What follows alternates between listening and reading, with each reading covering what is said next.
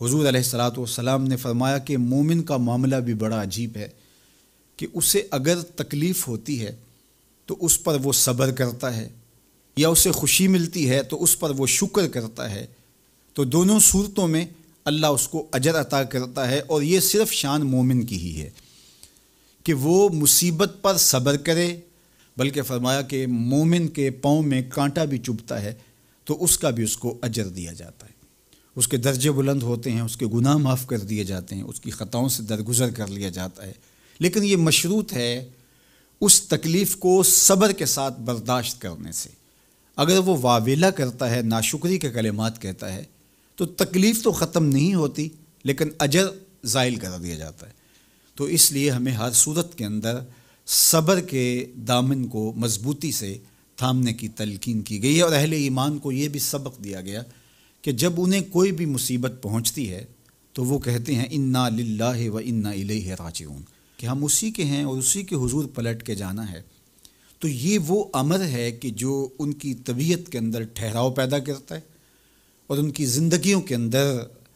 اللہ تعالیٰ جل شانہ پر جو یقین ہے اس کا پتہ دیتا ہے۔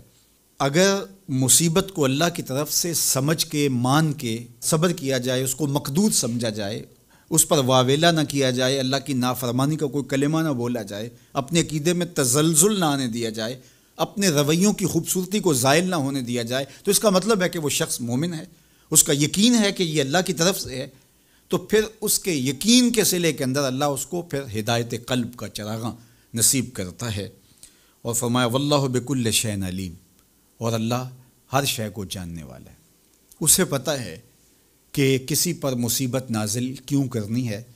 اور اس مصیبت سے اس کا امتحان لینا مقصود ہے، اس کے درجوں کو بلند کرنا مقصود ہے، اس کے گناہوں کو معاف کرنا مقصود ہے، اس کو کسی آزمائش میں ڈال کر کے اس کو مزید کندن بنانا مقصود ہے،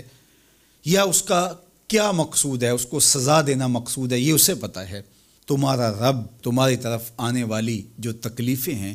ان کے اندر ہزارہا پنہا حکمتوں سے واقف ہے۔ یہاں یہ بات بھی سمجھنے کے قابل ہے کہ جو شخص مصیبت کے آنے پر صبر اور استقامت کے ساتھ اس سے نپٹتا ہے اور اللہ پر جو اس کا یقین ہے اس میں تزلزل پیدا نہیں ہونے دیتا، کل من عند اللہ، اے محبوب فرما دیجئے جو کچھ ہے وہ تمہارے رب کی طرف سے، یہ اس کا خیال اور فکر ہے کہ یہ میرے اللہ کی طرف سے، تو پھر اس مصیبت کو ٹالنے والا بھی وہی ہے۔ تو اگر یہ اس کا عقیدہ پختہ تھا تو پھر وہ مالک کی دہلیز چھوڑ کے، مالک کی چوکھٹ چھوڑ کے کسی اور دہلیز پہ نہیں جائے گا، کسی اور چوکھٹ پہ نہیں جائے گا، وہ اس مصیبت کو دور کرنے والا مؤثر حقیقی اللہ کو ہی جانتا ہوگا، اور اسی کے حضور دعائیں کرے گا، التجائیں کرے گا، کسی شرک کا ارتکاب نہیں کر سکتا ہے، اور وہ مالک کی دہلیز سے کبھی روح گردانی نہیں کر سکتا، بلکہ اس تکلیف کے آنے سے وہ اپنے رب کے ساتھ اور زیادہ جڑ جائے گا۔ اور اگر وہ صبر کرے تو یہ اس کا ایک مرتبہ ہے کہ وہ حوصلے کے ساتھ اس تکلیف کو برداشت کرے، اور دوسرا مرتبہ جو اس سے بڑھ کر ہے کہ اس پہ